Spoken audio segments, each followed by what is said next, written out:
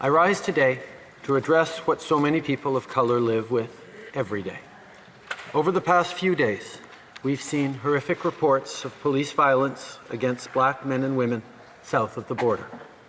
But these are not isolated incidents or elsewhere problems. Prejudice, discrimination, and violence is a lived reality for far too many people. It is a result of systems which far too often condone, normalize, perpetrate, and perpetuate inequality and injustice against people of color.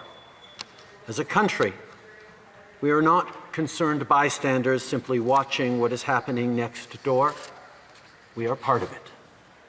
The calls for justice, for equality, for peace have found echo in our communities because anti-black racism is happening here, everywhere in Canada, every single day.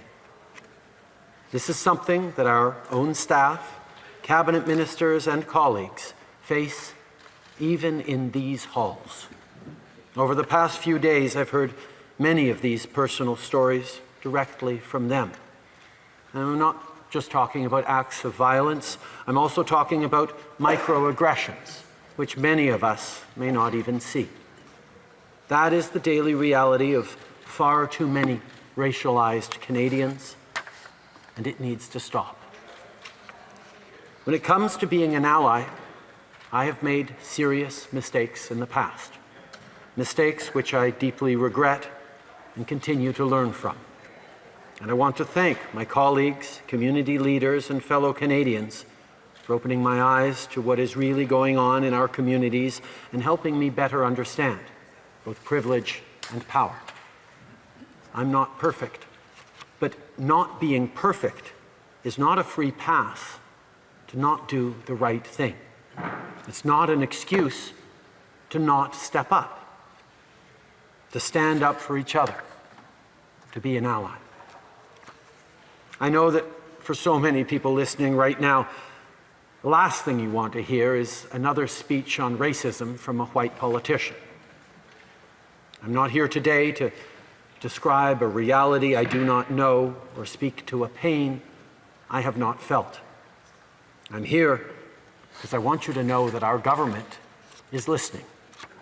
We hear your calls for justice, equality, and accountability. We acknowledge your frustration, your anger, your heartbreak. We see you.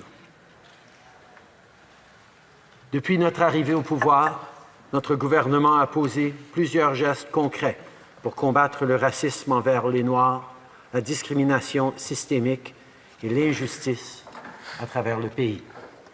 Nous travaillons directement avec les communautés et leurs leaders pour combler les écarts qui persistent chez nous.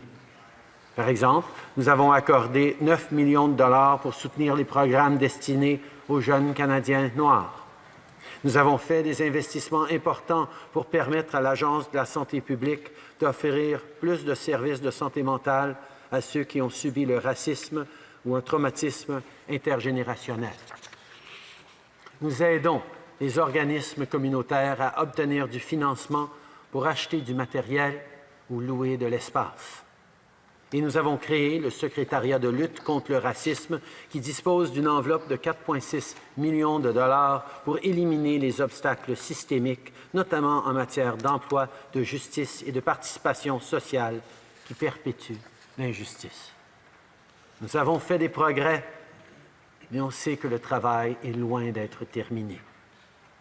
Over the past 5 years, our government has worked with communities to recognize and address injustices.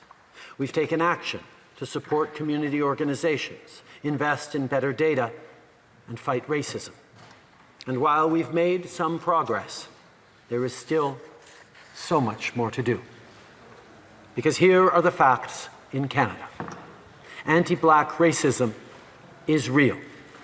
Unconscious bias is real. Systemic discrimination is real. For millions of Canadians, it is their daily lived reality. And the pain and damage it causes is real too. Mr. Speaker, every Canadian who has felt the weight of oppression, every student who has the courage to demand a better future, every person who marches and posts and reads and fights from Vancouver to Montreal to Halifax expects more than the status quo. They expect more and deserve better. Le gouvernement du Canada a beaucoup de travail à faire, mais on est prêt. On est prêt à travailler avec nos collègues de l'opposition, les leaders communautaires et les Canadiens pour faire de notre pays un endroit plus égal et plus juste. Le racisme n'a jamais sa place chez nous et nous allons tout faire pour l'éradiquer d'un océan à l'autre. Merci, Monsieur le Président.